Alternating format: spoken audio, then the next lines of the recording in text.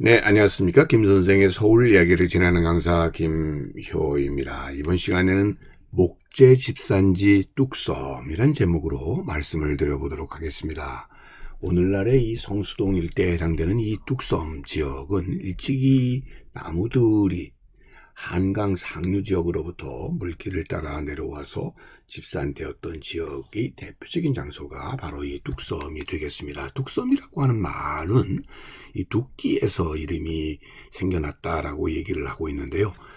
이 조선 태조 때 큰 두끼가 뚝섬 부근가에 떠내려오게 되면서 이곳에 뚝제소라고 하는 것을 설치해서 봄, 가을로 제사를 드린 데서부터 유래했다라고 하는 설이 있고요. 또 하나는 이 태조 임금님 때부터 이 뚝섬 일대에는 임금의 사냥 장소여서 임금이 나오시면 그 상징인 뚝기를 꽂았기 때문에 뚝도라고 부르게 되었고, 이것이 오늘날 뚝섬이 되었다라는 설이 있겠습니다.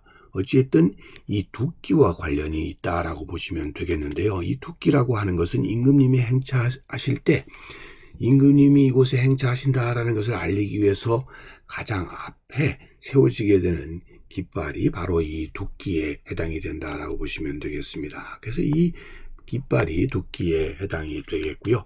그런 의미에서 이 쇠꼬리나 꿩고리로 만든 의장물인 뚝기라고 하는 것은 하나의 신호로서 임금님의 행차를 알리는 깃발이 뚝기에 해당이 된다라고 보시면 되겠습니다. 그런 의미에서 이 한강가의 뚝섬이라고 하는 것 자체는 예로부터 상류 지역에서부터 뭔가 이렇게 홍수기에는 뭔가 쓸려 내려오는 그런 장소에 해당이 됐다라고 볼 수가 있겠고요. 그래서 한강 상류에서 내려오는 목재의 집산지로서 위치할 수 있었던 것이 뚝섬, 뚝도에 해당이 된다라고 보시면 되겠습니다. 당시 도성 안에서는 산림 벌채 자체가 금지되어 있다 보니까 한양 근처에서는 질 좋은 목재를 구할 수가 없었던 것이죠. 그러다 보니까 한강 상류 지역에서 벌목한 목재들을 떼꾼들이 뗏목을 엮어서 강을 통해서 이곳까지 운반을 하게 되었던 것이고, 한성부 관할로는 가장 동쪽에 있었던 두모포 동쪽 상류의 뚝섬은 한양 최대의 목재 시장일 뿐만 아니라 숯의 판매도 활발해서 숯관골이라고 불리웠을 정도였다라고 보시면 되겠습니다. 그런 의미에서 한강변에 이 뚝섬은 목재의 집산지가 될 수 있었다라고 보시면 되겠습니다.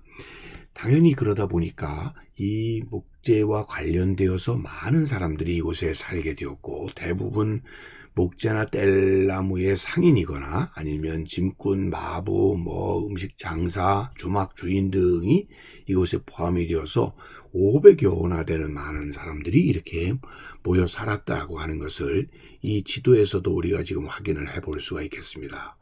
이렇게. 그러다 보니까 이들 사이에 어떤 연대의식들이 강할 수밖에 없었고요. 특히 유사시 이들이 불이익을 당할 때는 집단 대응을 하기도 했었으니 철종 때에 뚝섬 거주민 수백 명과 포교가 충돌한 사건이 그 대표적인 예라고 볼 수가 있겠습니다. 자, 구격 영건 일감을 통해서 보게 되면 이 경복궁이 중건을 하게 될 때에 이 한강 상류에 해당되는 강원도 일대 등에서 많은 목재들이 들어왔었다는 것을 알 수가 있고요. 심지어는 이 울릉도에서까지 벌채를 하도록 했었을 정도였었는데, 이 시기에 큰 길이 40, 50자 이상으로 이 지름이 3, 4자 이상인 것들을 깊은 기슭 후미진 계곡에서까지 수색을 해서 결국 벌채를 해가지고 운송을 하도록 되어 있었다고 하는 걸 통해서 이 당시 한강 상류 지역에서부터 많은 벌채가 이에서 움직여 왔고요. 그러다 보니까 이 경복궁이 중건할 때 생겨난 말 중에 하나가 떼돈 번다라는 말이 나오게 되었다는데, 그것은 당연히 경복궁을 지으기 위해서 나무 수요가 많아지다 보니까 떼꾼들의 몸값도 높아졌기 때문이라고도 볼 수가 있겠고요. 여기서 떼돈이라고 하는 말 자체가 돈을 이곳까지 운반해 오는데 많은 돈이 들어서 저희 돈을 때로 썼다라는 의미도 되겠고요. 혹은 주막에서 배로 소위 술을 먹다 보니 떼돈을 다 날리고 남는 게 없다라는 의미로서도 떼돈이 쓰여졌다라고 보시면 되겠습니다. 조선 하천조사서라고 하는 책을 보게 되면 이 시기에 뚝섬 일대에 나무들이 많이 이렇게 와서 쌓여 있는 것들을 확인해 볼 수가 있고, 이를 통해서도 뚝섬이 목재의 집산지가 되었었다는 걸 알 수가 있겠습니다. 뿐만 아니라 인제 지역에서 내려오는 이 뗏목 아리랑을 보게 되면 우수나 경칩에 물 풀리나 합강정 뗏목이 떠내려간다. 뗏목을 타고서 하강을 하니 광나루의 건달들이 날 반겨한다라는 이 가사 속에서도 이들이 떼꾼들이 뗏목을 끌고 내려왔을 때 이 한강 하류 지역에서 큰 환영을 받았고, 결국 여기서 떼돈 번다라는 얘기가 나왔다라고 볼 수가 있겠습니다. 지금 현재 합강정 휴게소가 있는, 그래서 합강이라는 건 두 물이 만나는 지역이 되겠고요.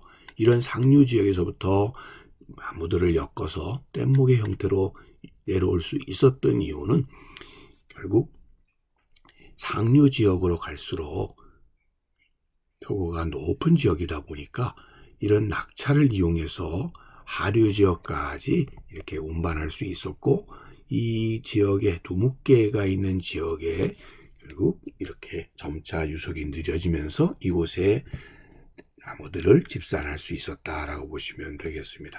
사진들을 통해서 이렇게 나무들이 엮여져서 뗏목으로 엮여져 있는 모습들을 여러분들 확인해 볼 수가 있겠고요.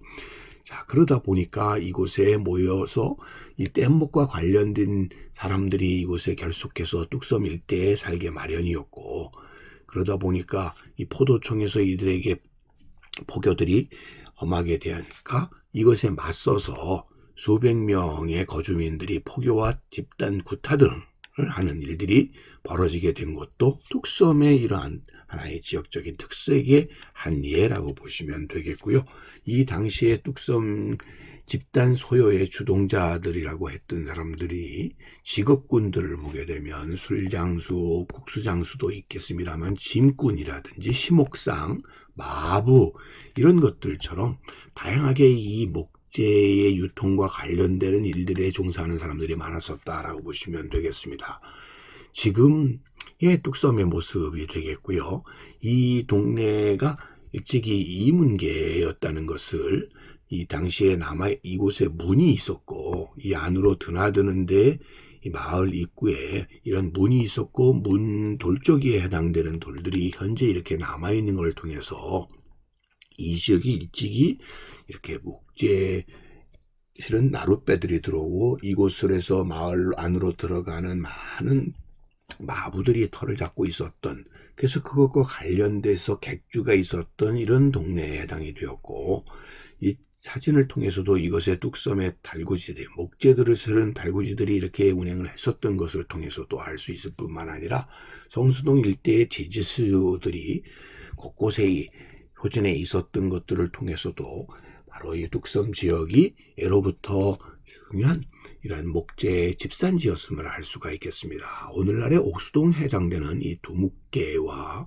이 중량천과 한강이 만드는 이 두물머리에 해당되는 지역을 중심으로 해서 일찍이 한강의 대표적인 목재 집산지의 역할을 했었던 것이 두묵계와 지금의 뚝섬 일대였었다라고 하는 것을 여러분들 지금 상상하기는 좀 어렵습니다만, 예전에 바로 이런 모습들이 이 당시에 두묵계를 중심으로 하는 뚝섬 일대를 중심으로 하는 한강 하류 지역에 점차 유속이 느려지는 지역이었기 때문에 이것을 중심으로 해서 나무들이 집산되어 이 한양의 목재 수요를 감당했었다라고 하는 것을 우리가 엿볼 수가 있겠습니다. 오늘 이 시간에는 바로 이 뚝섬이 한강 하류 지역의 목재 집산지였었다라는 얘기를 오늘도 꽃밭을 가꾸는 김 선생이 말씀드렸습니다.